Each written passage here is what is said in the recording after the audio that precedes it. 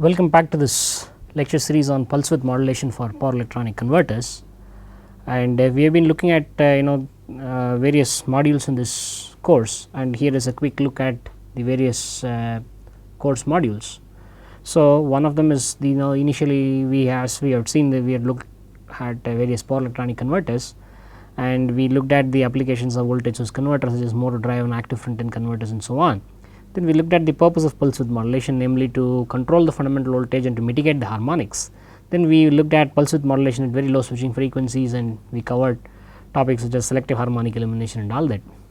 Then we have been now focusing on, we subsequently covered all this triangle comparison based PWM, where 3-phase modulating signals are compared against a common triangular carrier, and presently we have been discussing the space vector based pulse width modulation. So, this is what we did we started off in the last lecture, and this is the second lecture in this module on space vector based pulse width modulation. So, now as you are aware, the contents of the present module are as given here. Look, concept of space vector is something we looked at last lecture.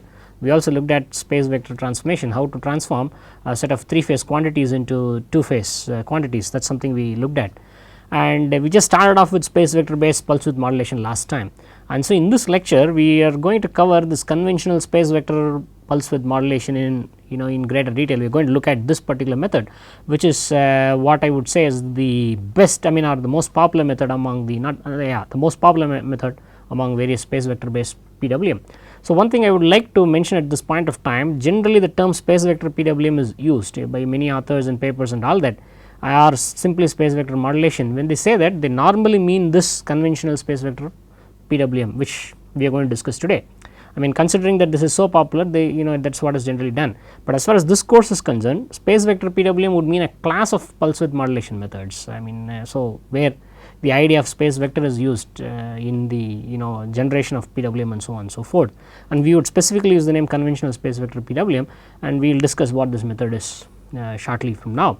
And in the next lecture we will be looking at space vector based bus clamping PWM. See, we looked at while dealing with triangle comparison based PWM, we looked at discontinuous modulation methods which cause bus clamping of the faces to different buses.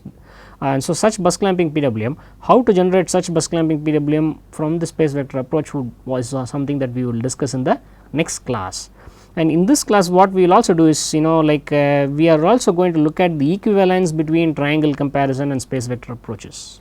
That is, whatever you can produce PWM waveform you can produce using triangle comparison method, you can produce the same using space vector approach, and we will be dealing with this in this, and probably the next lecture we will deal with this issue. So, some introductory part, at least conventional space vector PWM, how to look at it from the triangle comparison point of view is something we will look at in this lecture, while the bus clamping PWM methods etc. we would look at in the subsequent lecture now.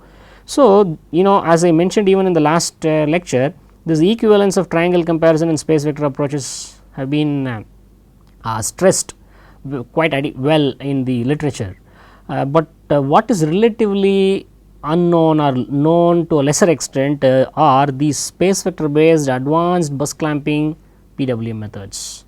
So, what is there on the last line here? So, the space vector based advanced bus clamping PWM, here there are what I would say, this is probably what would be the last lecture in this module. We would bring out certain pulse width modulation methods whose PWM waveforms can only be produced from the space vector approach and not using the triangle comparison approach. We will try and establish that space vector approach is more general than the triangle comparison approach, and whatever is the fallout and what advantages it gives etc. and so on and so forth now. So, now over to our present lecture, where we are going to be focusing particularly on conventional space vector based pulse width modulation. So, as I said, this is based on space vector, and I am calling it conventional space vector PWM. This is what is most commonly used among the space vector PWM methods, right. So, to start with, it is a brief recap on the concept of space vector and space vector transformation. So, we had this revolving MMF. So, you apply 3-phase sinusoidal voltages onto 3-phase windings in an AC machine that produces a revolving MMF in the air gap. So, this revolving MMF is an example of a space vector. This is what we had seen in the last lecture too. And now you have these 3-phase windings, and these 3-phase windings you have you can inject currents IR is equal to Im cos omega et, Iy is equal to Im cos omega et minus 120 and Ib is equal to Im cos omega et plus 120 degree. When these are excited by that, what happens is it produces an MMF which revolves at an angular frequency omega e like this. This is what happens. So, this is what we would just see further. So, now this E is an MMF produced by 3 phase windings, but the MMF itself is only on a single plane. It is only on a single plane, and you can say that the MMF's 2 components, one along this direction, excuse me. So, one along the horizontal direction and excuse me. So, this one along this axis, what you can call as alpha, and you can look at it at the other one which is along this axis, which we can call as beta. Now, let us move to the next one and we will see this. So, this is a 3 phase winding. This 3 phase winding, as I was mentioning, produces a revolving MMF.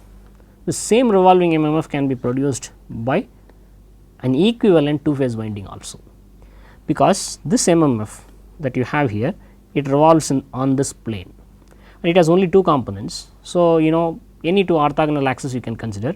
One possibility is to consider the R phase axis itself as one axis, which you can call as alpha axis, and the other one orthogonal to that, which you can call as beta axis. So, whatever is produced, instead of considering these 3 phase windings which are shifted in space by 120 degree, you can probably consider a 2 phase winding which are shifted in space by 90 degrees. The angle between their axis is 90 degrees now, alright. So, you are going to be exciting this by 3 phase currents shifted in phase by 120 degree.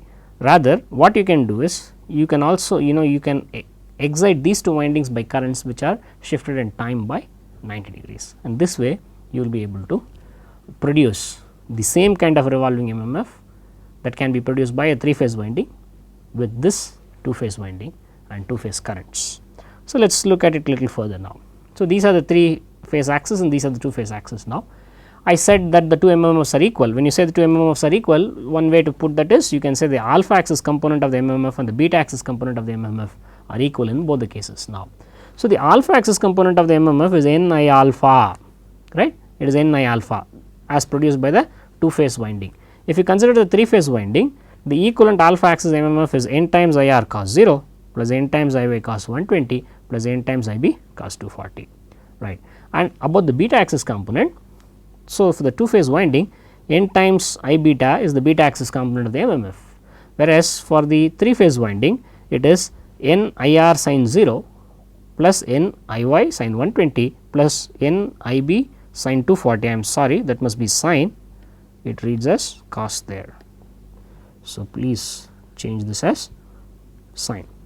So, this is what, because they are along the coordinate, along orthogonal axis. So, this is the cosine components and these are the sinusoidal components here now, right. Now, let us move on to the next one.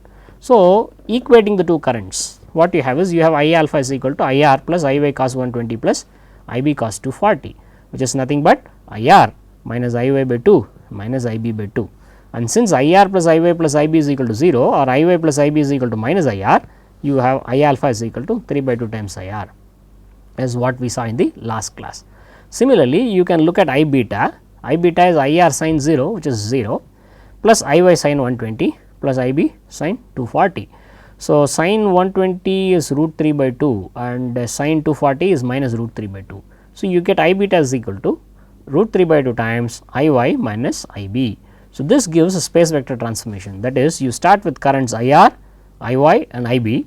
These are 3 phase currents and they can be transformed into 2 phase quantities, namely I alpha and I beta.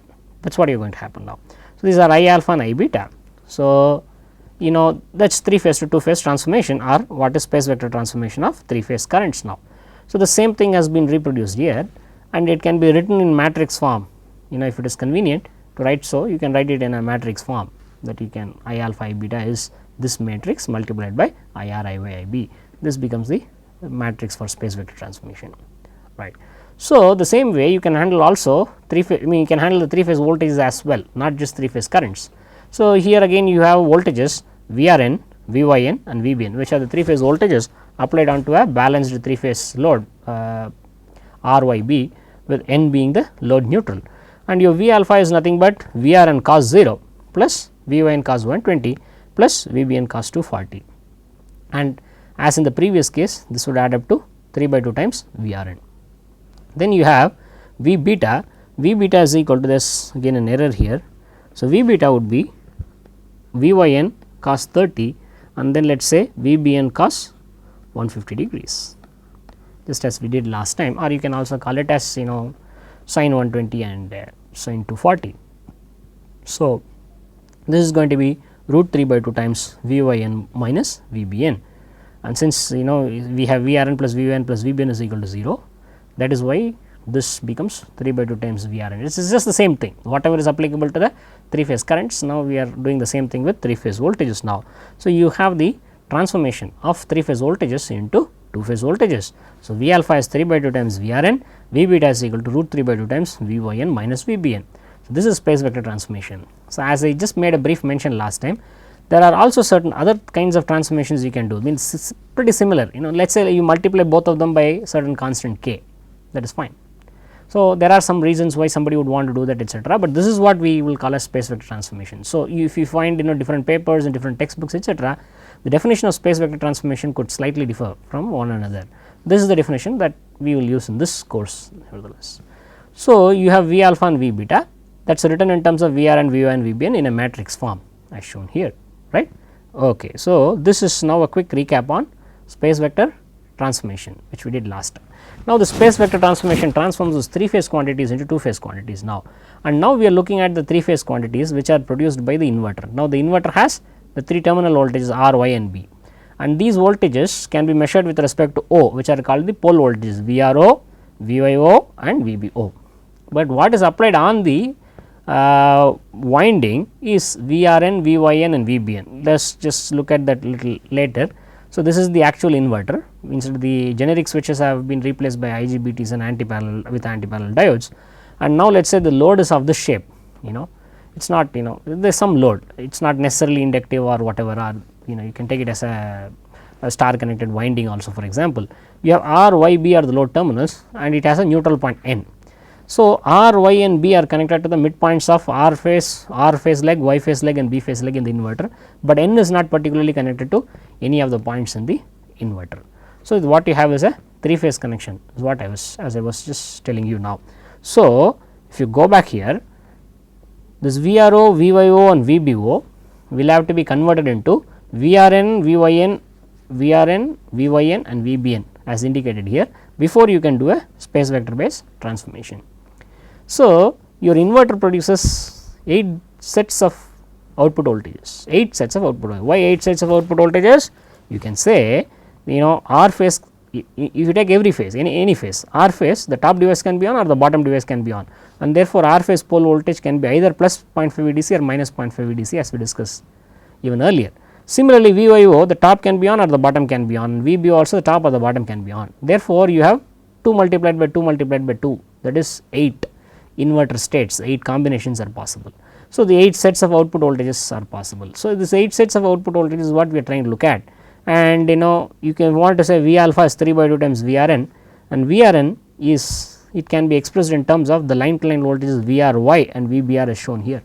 VRN is 1/3 of VRY minus VBR, 1/3 of VRY minus VBR. So, that leads to this expression now. Here VRY and VBR can be replaced, can be written in terms of VRO and VIO here and VBO and VRO here.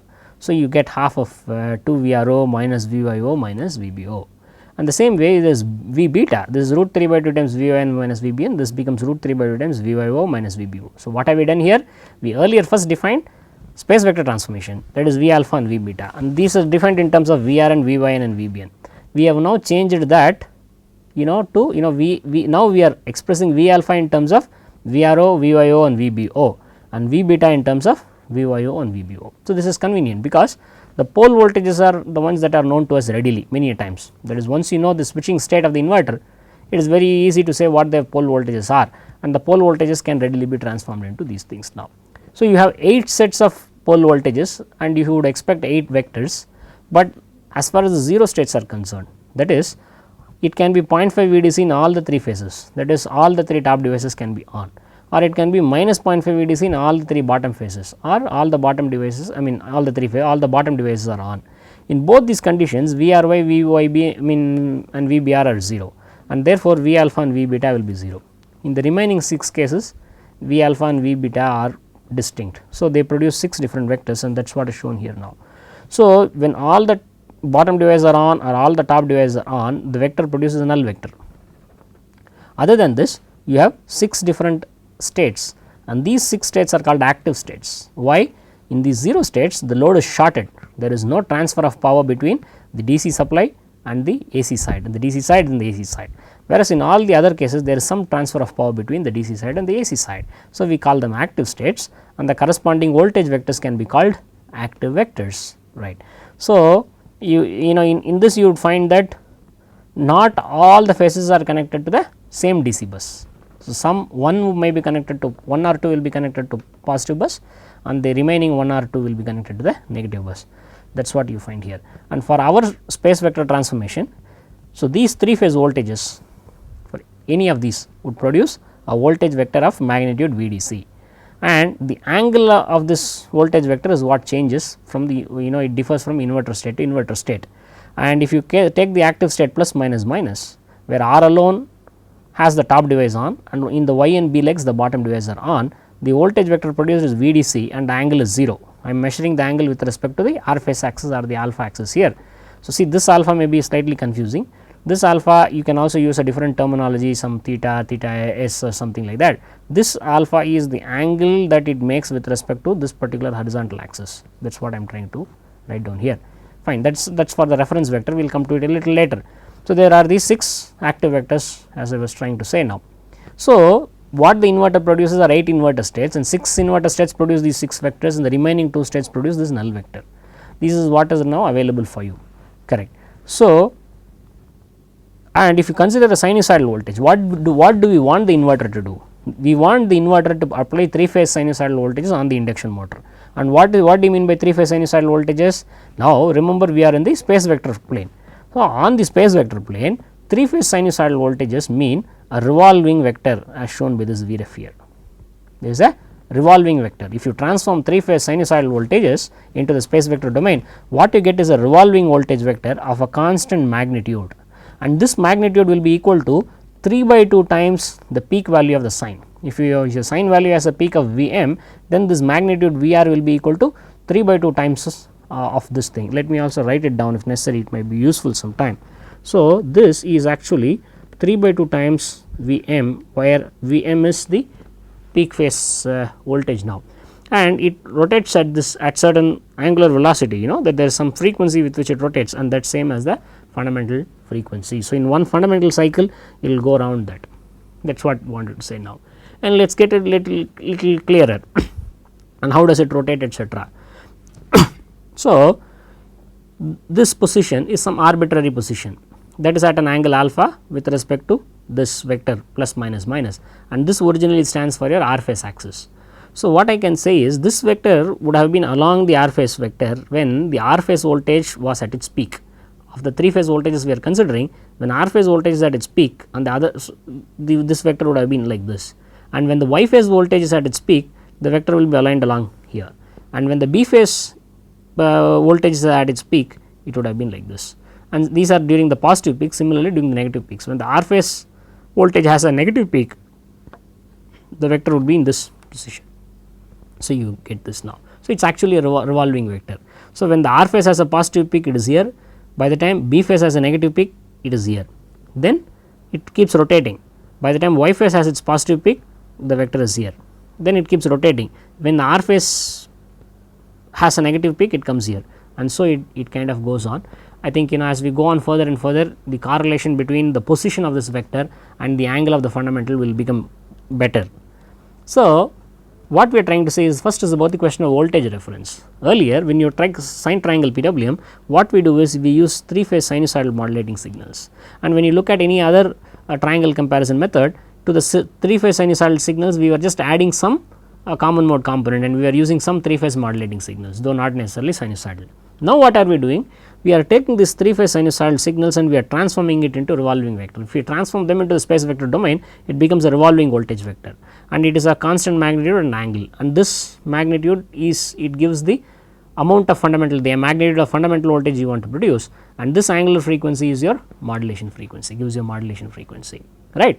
So, what we do is, the 3 phase waves becomes a revolving voltage vector in the space vector plane, and in space vector place PWM you use a revolving voltage vector as the voltage reference. You do not use 3 phase modulating signals, that is one of the differences you start with. In sine triangle PWM or any triangle comparison PWM, you start with those 3 phase modulating signals and you compare them with a triangular carrier. Instead, what you do here is we use a revolving voltage vector, and this revolving voltage vector is sampled once in every subcycle, and the sampled voltage vector gives you the voltage command for the given subcycle. Now, let us say if you sample this is a look, this is how it is going to look. So, it is rotating and it is being sampled. Here I have shown as though, just for illustration purpose, it is getting sampled once in every 15 degrees. So, you find samples every here. So, I have considered that every 15 degrees of the fundamental cycle constitutes one subcycle. So, I am taking my subcycle to be 4 times 6 is 24, 1/24th of the line cycle is what I am taking it to be. It is generally higher, if you look at inverters using switching motor drives at power levels of a few kilowatts or tens of kilowatts, IGBT inverters switch at something like 10 kilohertz or 15 kilohertz kind of frequencies commonly, and your modulating frequency could be 50 hertz. So, if it is 10,000 hertz and 50 hertz, you have a very high switching frequency, and you will really find several subcycles within a half carrier within one cycle now. So, this is anyway just for a purpose of illustration. So, once you have a revolving vector and you sample them, you are going to get samples all around, right. So, sometimes this some sample may fall here, sometimes a sample may fall in this region, sometimes it may fall in this region, here, here, here. So, it is convenient to give some names to these various spatial regions. So, this first spatial region I will call this as, I am writing this as capital, Roman letter 1 I will use. So, Roman number 1. This is, I would call as various sectors. I would call this as sector 1. I would call this region as sector 2. I can call this region as sector 3, and this is sector 4, and this is sector 5, and this is sector 6. It is just a definition, you can start from somewhere else and whatever. So, now we just let us call them, define them as 6 sectors as I have just mentioned here, and let us go further. So, now this is, I have a particular reference vector which is in sector 1.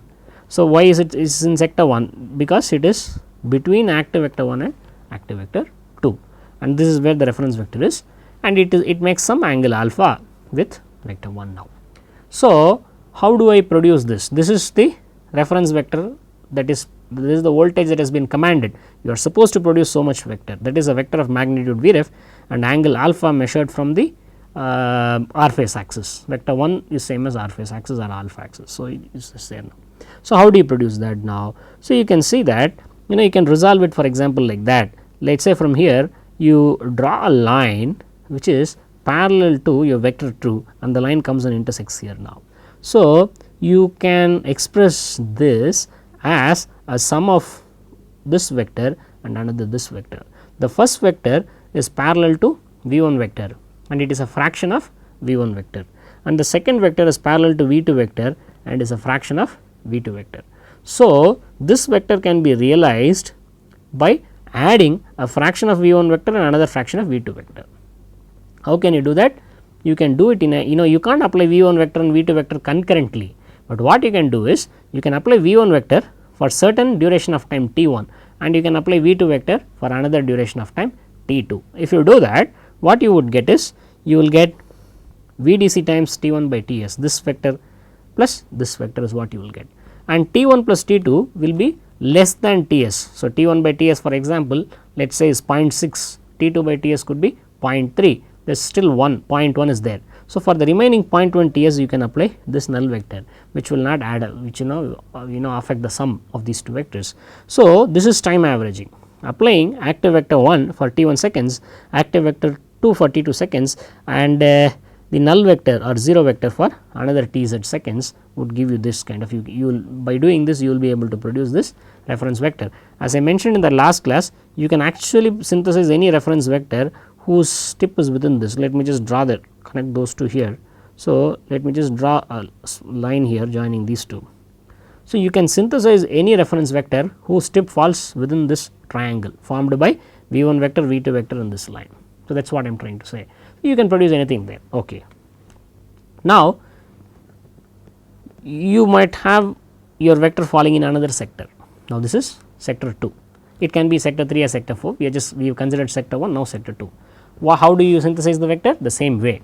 What you do now is, instead of vector 1 and vector 2, you consider vector 2 and vector 3. These are the two closest vectors. And the idea of the two closest vectors is also that intuitively you can see this is what is good. What do you mean by this is what is good? Well, this is what can give you lower harmonic distortion. How can you say this is going to give lower harmonic distortion? Okay. Now, let us say I have taken this vector. So, I want to produce this reference vector. Now, while I want this vector, I am applying here. So, there is a large error vector that is there between these two. There is a, what I am showing in dotted line is the error vector now. So, this error vector is reasonably small when you are considering these two vectors. This error vector is reasonably small when you are doing, as we will see later, this error vector is nothing but, so this reference vector is nothing but the space vector transformation of the 3-phase sinusoidal voltages, 3-phase fundamental voltages. See, we are producing 3-phase voltages, and the 3-phase voltages have fundamental as well as harmonic components. If the fundamental components are transformed, that is what you would get this reference vector. If you subtract the fundamental components from all the 3-phase voltages, you get ripple voltages, 3-phase ripple voltage. The voltage ripple on the along the 3 phases are all transformed into space vector domain, you get an error vector, and so this is the error vector now. You want the error vector to be as low as possible, and in this case the error vector is very, very high. So, you will find that this is very, very large now. Another thing that I can tell you, which you can probably verify a little later, when your reference vector is here, you are supposed to apply these two active vectors on the null vector. And if you are applying any other vector, for example, like vector v 1, what will happen is you will see a pulse of opposite polarity. What do you mean by pulse of opposite polarity? Let us take v r y. Let us take v r y. When your vector is here, right, or you take for example v y b. If you take v y b, when your reference vector is here, v y b you can see from here is positive, v y o is 0 and v b o is minus v d c by 2. So, the difference between the two, if you take v y b will be plus v d c in this case, and here also v y b will be equal to plus v d c. When the null vectors are, when the null vector is applied, v y b is 0 now, and actually this region falls within the positive half half cycle of v y b. So, similarly, you can look at v r y. If you look at v r y, you will find that this is in the positive half cycle of v r y, sorry, this will come in the negative half cycle of v r y. On the other hand, excuse me. So, this part comes in the, when this v ref is here, this position of v ref corresponds to certain instant within the negative half cycle of v r y. During that time, if you apply this vector, this is v r y is v d c in this case.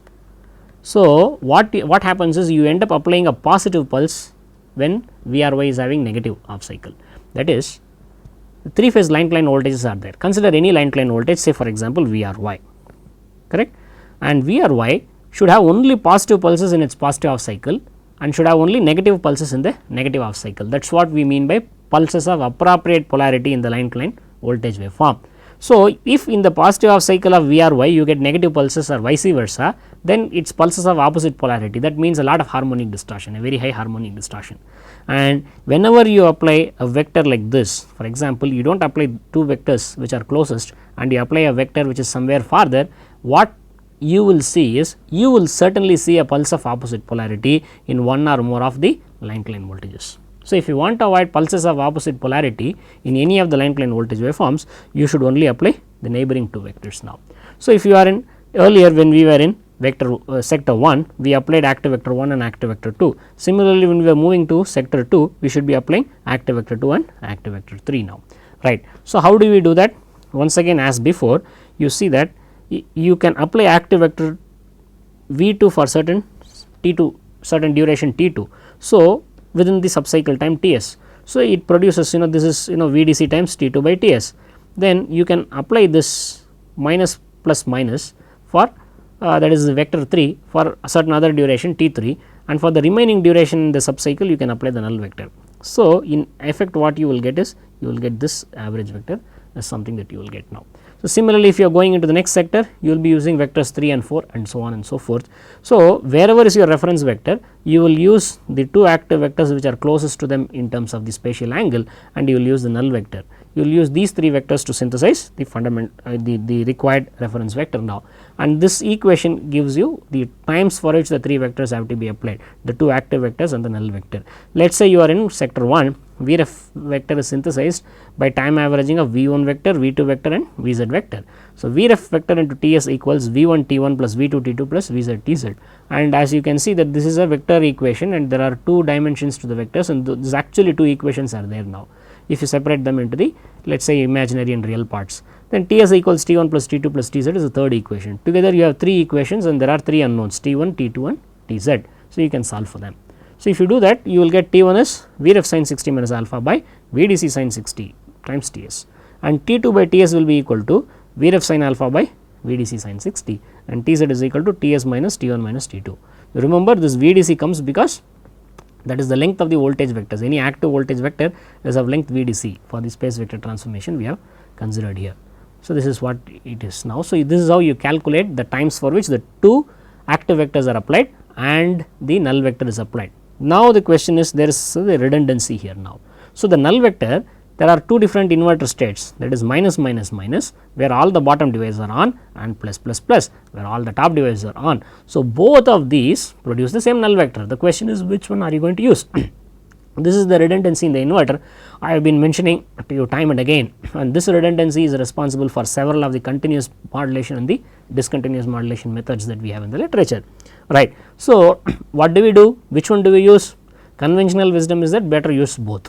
So, let us say if you use only minus minus minus, what will happen? The lower devices are going to conduct for longer time and they might suffer greater conduction loss. Similarly, if you use plus plus plus alone, then the top devices might suffer greater amount of conduction loss. So, it might be better to use both of them, for example. Just it's a good option, not necessarily the best option, but it's certainly a good option, and this is kind of conventional wisdom what one can call. So, start from let us say minus minus minus. So, that is a null vector, you are having all the bottom devices are on in all the 3 legs now. So, you have applied this for some duration of time, let us call it T0, and from here you switch R phase. This is what is R phase indicated here, you switch R phase, go, so that will take you as the red line indicates you, minus minus minus becomes plus minus minus now, and you are applying active vector 1. Earlier null vector was applied, now active vector 1 is applied now. So, what you do next is you apply this active vector 1 for some this T1 seconds now. After applying this for the required T1 seconds, you stay here for T1, then you switch the Y phase. The moment you switch Y phase, plus minus minus becomes plus plus minus. So, that is applying the active vector 2 on the load now. So, active vector 2 is getting applied on the load now, stay there for another T2 seconds, and after that what you do is you switch the B phase from minus to plus. The B phase bottom is on and you turn it off and turn on the B phase top. So, it becomes plus plus plus, you come back to the null vector, this is 7. You can apply this for certain amount of time T7. So, in conventional sequence what you do is you start from 0 and you go to 1, 2 and 7. This is what you do in one subcycle. In the next subcycle what you do is you start from here, because you do not switch the inverter unnecessarily. You start from here, stay here for T7 seconds, and from here switch the B phase and go to vector 2, apply this for T2 seconds, and from here switch Y phase and apply vector 1 for T1 seconds, and come back and apply this null state 0 state 0 for remaining T0 seconds. This is the conventional sequence now. So, and what you do also do is you apply T0 and T7 for equal durations of time as indicated here. So, T0 and T7 are equal to 0.5 Tz. You are applying both the 0 states for equal durations of time. This is one picture which shows how the inverter state varies with respect to time. So, the horizontal axis here is time, and this duration is one subcycle time, and this is another subcycle Ts now. So, what you are going to do is you have been given some reference vector, and that reference vector you found that it is falling in sector 1, and therefore you have chosen to use vectors v1 and v2, and you have calculated the times t1, t2 and tz using the expressions that were given just before, that sin 60 minus alpha t1 is proportional to sin 60 minus alpha and t2 is proportional to sin alpha, etc. right. So, you do the calculations and you are outputting the inverter states as shown here, minus minus minus, plus minus minus, and then you go to the plus plus minus, plus plus plus. This is what I showed here now. So, from minus minus minus you are going to plus minus minus, and then plus plus minus and plus plus plus. So, that is what I have shown here, minus minus minus, and you are going to plus minus minus, plus plus minus and plus plus plus, and the next time you are coming from plus plus plus to plus plus minus, and then plus minus minus and minus minus minus, and that is what I am showing here now. So, we would call them as 0, 1, 2, 7 and 7, 2, 1, 0, right. So, when you are applying such an inverter state, this is the output of your inverter. When you are doing that, what happens is, state means all the three, there is information on all the three phases are included here. Minus minus minus means all the bottom devices are on, therefore, VRO, VYO and VBO are all equal to minus VDC by 2, and from there when you switch to plus minus minus, VRO becomes minus VDC, becomes plus VDC by 2. It changes from minus VDC by 2 to plus VDC by 2. The other ones remain at minus VDC by 2 and minus VDC by 2. And moment you make a transition from plus minus minus to plus plus minus, so now Y phase is switched. Y phase changes from minus VDC by 2 to plus VDC by 2, and B phase continues to be minus VDC by 2. And at the end of this time T0 plus T1 plus T2, what you are doing is you are switching B phase. So, the moment you switch B phase, this changes from minus VDC by 2 to plus VDC by 2, and you have this now, and the next time it is going to switch in the reverse sequence. So, in all this VRO, VYO, VBO are the 3 phase pole voltages. This is the pole voltage, that is the midpoint of R phase leg measured with respect to the midpoint of DC bus VRO. So, this is plus VDC by 2 here and this is minus VDC by 2 here. I am not indicating them, I hope that you can just follow what I am trying to say here. So, this is plus VDC by 2 and this is minus VDC by 2. So, it switches in the sequence RYB in this particular sector, in a different sector it will be different. In this subcycle it is RYB, and in the next subcycle it switches in the sequence BRY. So, RYB, BRY, it keeps on going now. So, in sector 2 the switching sequence will be different, as we will see now. So, if you are doing sector 2, what you would do, you can similarly start from the 0 state, it is plus plus plus, and you can apply this for certain T7 seconds, and from here you switch your B phase, and the moment you switch your B phase, I mean B phase top is turned off and the bottom is turned on, it becomes plus plus plus becomes plus plus minus, and you are now applying this vector V2 on your motor or on your 3 phase load. So, this vector V2 is being applied. Let us apply this vector V2 for T2 seconds. At the end of this interval, what you do is you switch your R phase. R phase top is on now, switch that off and switch the R phase bottom on, that will take you to minus plus minus, which is 3. So, vector 3 can be applied for T3 seconds as calculated by those equations which we showed some time back, and the similar equations can be used for all the sectors, right. The equations I showed you for sector 1, but the same equations, similar equations can be used for the other sectors also.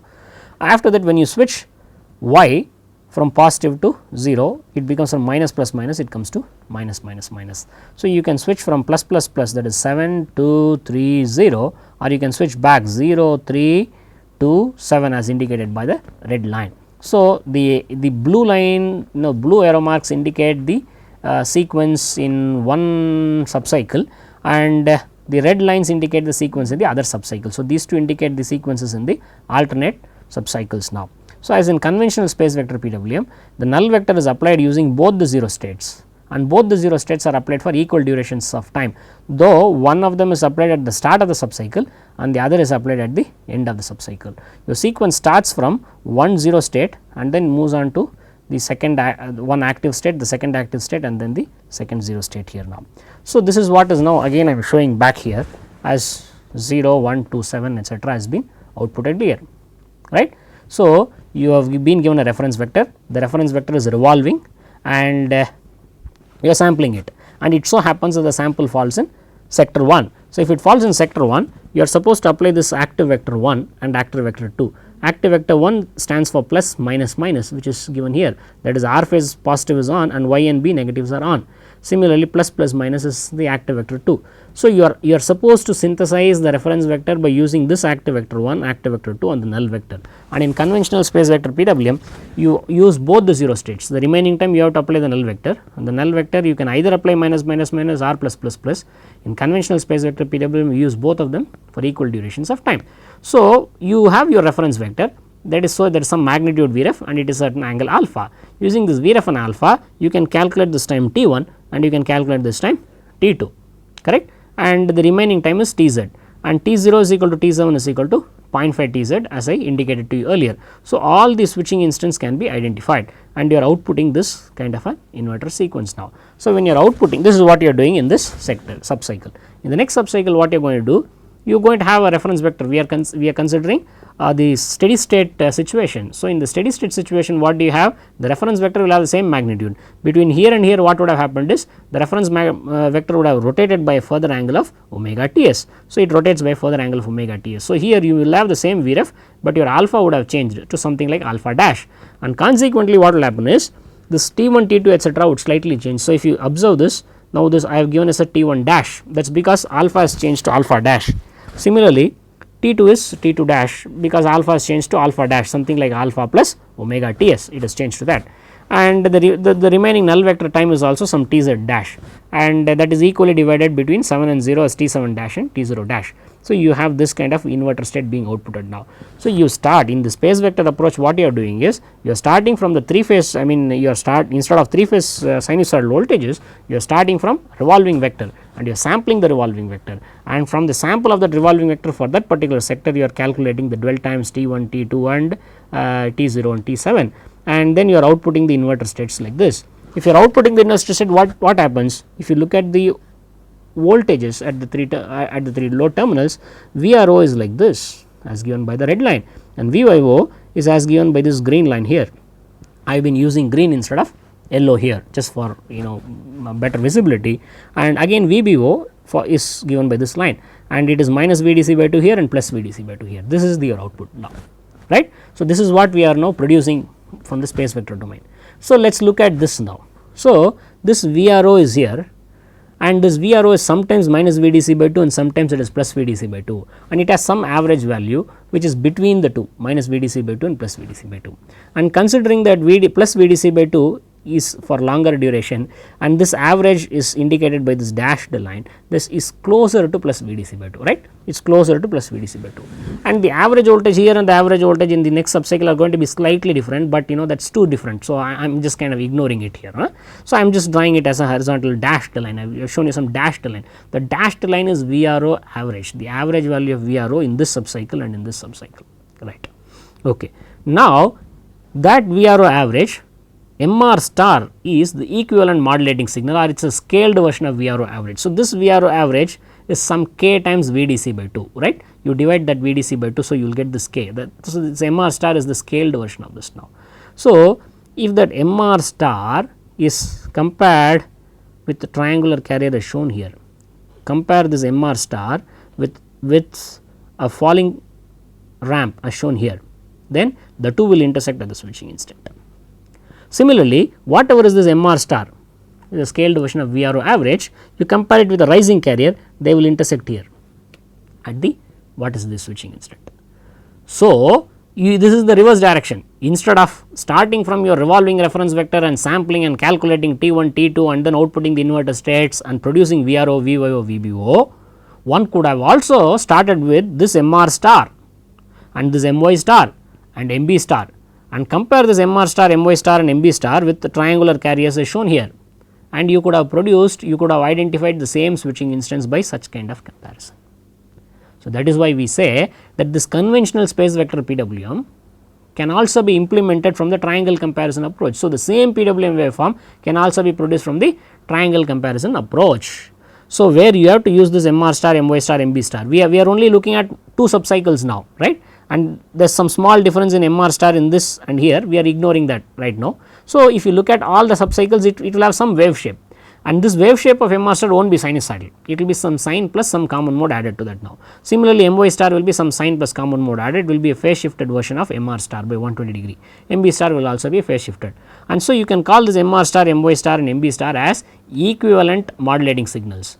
So, this VRO, VYO, VBO are the pole voltages, and what you have seen in the dashed line are the average pole voltages, VRO average, VYO average and VBO average. These are pole voltages averaged over a subcycle, and MR star is the scaled version of VRO average, and if this MR star is compared with this kind of triangular carrier, you can identify the switching instance of each phase independently.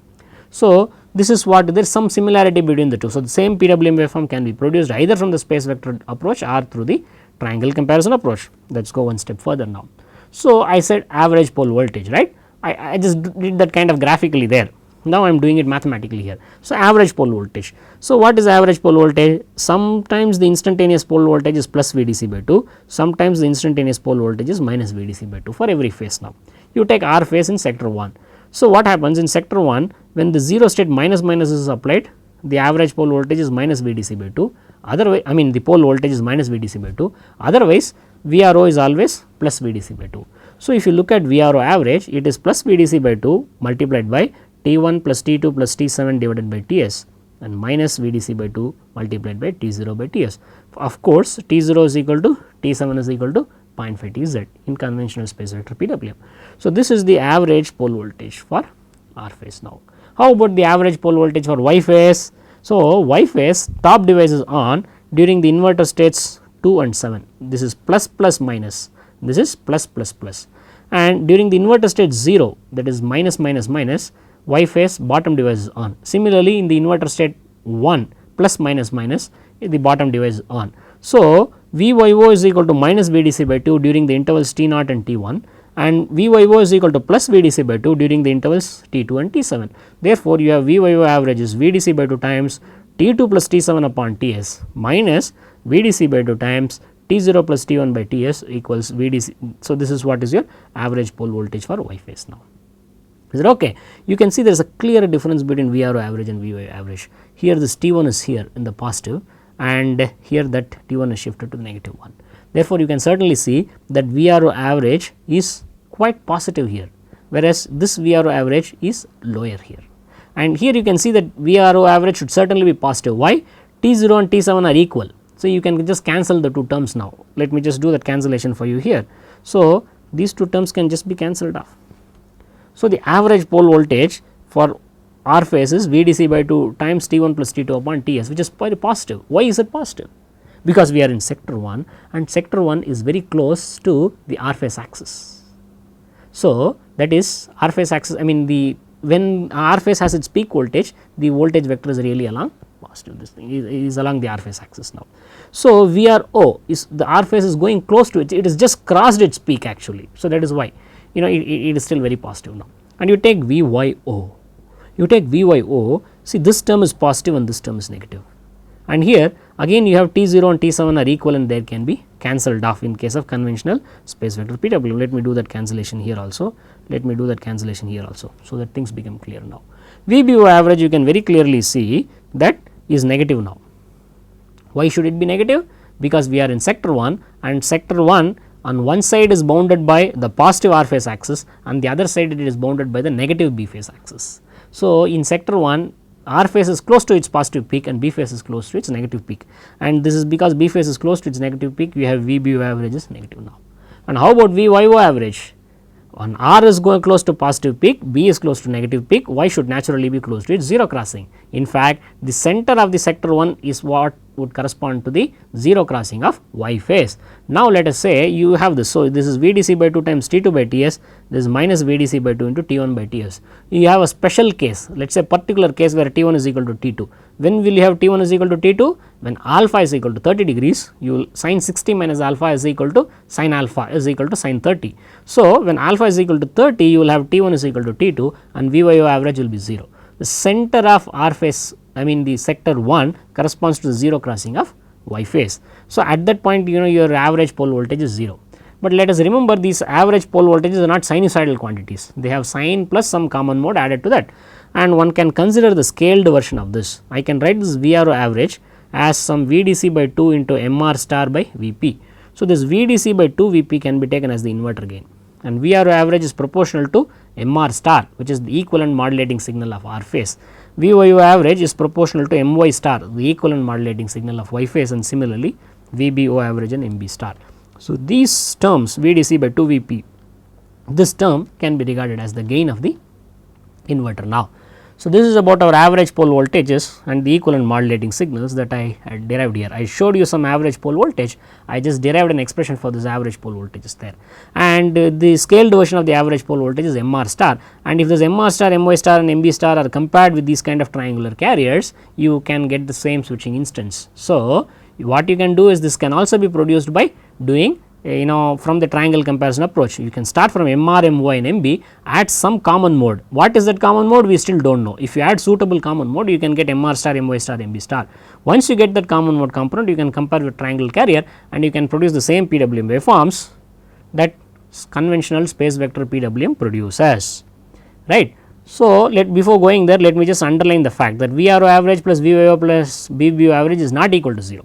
That means there is some common mode component there, or their scaled versions MR star plus MY star plus MB star is again not equal to 0, that is some scaled version is there. So, the sum of these 3 is 3 times the common mode voltage, again the sum of these 3 is 3 times what you can call as MCM. So, let us take it from here. So, what is this MCM we have to find out. So, this VRO average I on VRO average and VBO average I have discussed them only for one sector. This in sector 2 and sector 3 etc. also you can write expressions for VRO average, VBO average, VBO average etc. I would leave that as an exercise to you. In fact, if you sketch VRO average over the entire thing, you can subtract it from the sinusoidal component and you can find out what the common mode component is. That is, to sketch VRO average over the entire cycle for example, and similarly VYO average and VBO average, I would leave that as an exercise, and from there the determination of the common mode component can also be an exercise. But anyway, we will determine the common mode component starting from the other side. What did we do now? We started with sine triangle PWM here, I am sorry, we started with space vector PWM and we calculated the dwell times of the inverter states, and we outputted the states and we came up to this pole voltage. Then we considered the average pole voltage, and then we showed that if you compare the equivalent modulating signals with triangular carrier, also you can produce this now. Let us start from the other side. Instead of starting from space vector PWM, let us start from sine triangle PWM. So, this is a figure which is actually produced from Pawan Kumar Hari's MSc engineering thesis on comparative evaluation of PWM, which is on comparative evaluation of different PWM techniques, and this evaluation is in terms of harmonic distortion and switching losses. Some work of Pawan Kumar Hari's thesis we will be discussing in the later lectures when we are into going into evaluation of line current and switching loss. So, now let us look at the sine triangle PWM. What we are going to do is looking at sine triangle PWM from a space vector point of view. So, the sine triangle PWM, what you have is you have 3 phase sinusoids and you compare them with a triangular carrier. I am just considering one carrier here, and for simplicity the value of the triangle will change, I mean the modulating signal will change from one half carrier to another half carrier. I am just ignoring that here for simplicity. So, sometimes this is called regular sampling at every carrier interval, or it is called symmetric sampling, because the switching instants are equidistant from this peak and that peak. That is, let us say this peak you have, now R phase will switch here and R phase will switch there. This distance and that distance are equal. So, you call this as symmetric sampling sometimes. Alright. So, you have this carrier as shown here, falling carrier and rising carrier, one carrier cycle, and you have taken some VR is equal to Vm sin omega t and Vy Vm again Vy, some value of Vr, Vy and Vb. So, and they are actual values. So, you have considered some numbers for Vm and omega t and you get these values now, and you compare them, you see that R phase which is here, Y phase which is here, B switch is here, similarly B, Y and R, and you look at the inverter states. This is inverter state 0, that is minus minus minus. This is inverter state 1, that is plus minus minus. This is inverter state 2, that is plus plus minus, and here it is plus plus plus. So, the 0 1 2 7 and 7 2 1 0 is almost same as what you got here. 0 1 2 7 and 7 2 1 0 is very similar to what you got there, is very similar to what you got there, right. Now, what is the difference? That is what we need to focus on now. The difference right now, I would point out that you can see that this 0 and this 7 are not applied for equal durations of time. This 0, for how long is it getting applied? It is applied for a duration proportional to this difference between plus Vp and the R phase modulating signal. Similarly, this 0 state 7 is applied for a duration proportional to the difference between Vb and minus Vp, and these are not equal. This vertical distance and this vertical distance are not equal, and therefore, these two horizontal durations are not equal, T0 and T7 are not equal. That is the main difference between sine triangle PWM and space vector PWM now. So, you once again you start from 0, 1, 2, 7 you can go around, and you have active vector 1 applied and active vector 2 applied, and null vector for the remaining time, and therefore, once again there is time averaging and you produce some average vector Vref now, and this is in one sub cycle. You look at all the half carrier cycles over the entire cycle, you will have average voltage vectors applied like this. That is, once you will have this, in the next half carrier cycle you see you may have another average voltage vector whose magnitude is the same, but the angle is changed by omega ts. So, if you look at the average voltage vectors produced over different sub cycles, this is what sine triangle PWM does. This is what sine triangle PWM does, very similar to space vector PWM. In space vector PWM you will talk in terms of the sectors. So, your reference vector is between vector 1 and vector 2. Here in sine triangle PWM, relative values of 3 phase sinusoids. If MR is greater than MY, the modulating signal of R phase is greater than that of Y, which and MY is again greater than MB, then it would correspond to this sector. Similarly, every sector actually corresponds to some particular kind of relative values. So, MY is the middle value here, MR is the middle value here, MB is the middle value here, and so on and so forth. The 6 sectors correspond to can be determined based on the relative values of 3 phase sinusoids. I will deal with this better when we do this bus clamping PWM in the next class, and you go to the same switching sequence, pretty much the same switching sequence as in conventional space vector PWM. The only catch is T0 and T7 are not equal. That is the only difference now. The simple question is how do you make them equal? That is all that we are going to deal with very quickly. So, you have 3 signals, you call them M max, M mid and M min. You call them M max, M mid and M min, right. So, now you want to add some common mode. So, M max star, M mid star and M min star, all common mode added, you get this now. What you want is, you want the null vector time to be equal. For the null vector time have to be equal, then M max star should be equal to minus M min star. Both should be equal in amplitude, but opposite in sign, or M max star plus M min star is equal to 0. This leads to the condition M max plus M min plus 2 MCM is equal to 0, or MCM is simply equal to minus 0.5 times M max plus M min, or 0.5 M mid. So, the common mode component should be equal to 0.5 times M mid. This is what you have to do. In every half carrier cycle, you will have M max, M mid and M min. You take 50% of M mid and add it as common mode component, and that will give you equal division of null vector time. So, sine triangle PWM would get effectively changed to conventional space vector PWM. This is very easy for you to implement. Once you have implemented sine triangle PWM, this is a very, very small change, and by doing this you can get 15% higher voltage as we got in the third harmonic injection case. We will discuss probably this in a little greater detail in the next class. So, it gives 15% voltage, and also it gives equal null vector time, and if 15% higher voltage means you get the advantage of 1/6 third harmonic injection now, and in terms of harmonic distortion, it gives you whatever benefit that 1/4 third harmonic gives you in the third harmonic injection there. We will discuss this in some detail when we go into the line current ripple analysis now. So, this is the common mode component that I told you. So, what kind of common mode component gets added now. So, what you will exactly find is, you will find that your common mode component will go like this. This is M mid. If you simply look at M mid, your R phase will be the M mid up to 0 to 30 degrees now. So, then the next one will be 90 degrees. So, your M mid, if you draw, it will be like this, and your MCM will be half of this. Your MCM will be simply half of this. This will be a common mode component. We will do more of this in the following class.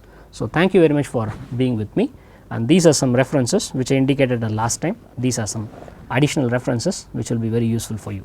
So, thank you very much, and hoping to meet you again in the next class. Thank you.